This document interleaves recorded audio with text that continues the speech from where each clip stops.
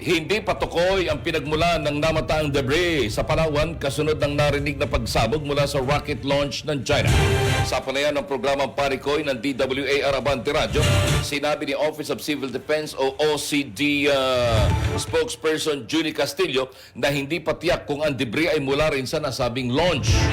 Ayon sa kanya, patuloy nilang minomonitor ang insidente at hindi pa malinaw kung may tunay na bumagsak na bahagi o kung ito ay natunaw na bago pa tumama sa lupa.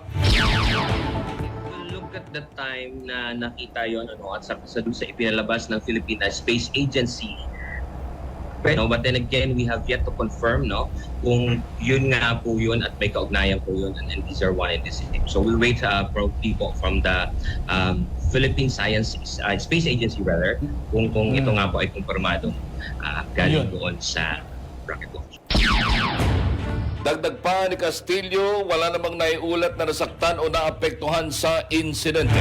Nagbigay din siya ng paalala sa publiko na huwag hahawakan ang anumang makikitang debris na maaari bumagsak mula sa kalangitan. Ang pinakamalagang protocol po natin ito sa ating mga kababayan, huwag pong hahawakan as much as possible, huwag pong lalapit doon sa debris kasi pwede po kasing may mga toxins ito, merong mga pwedeng nakakalason ng mga chemical or usually rocket fuel ang nandun.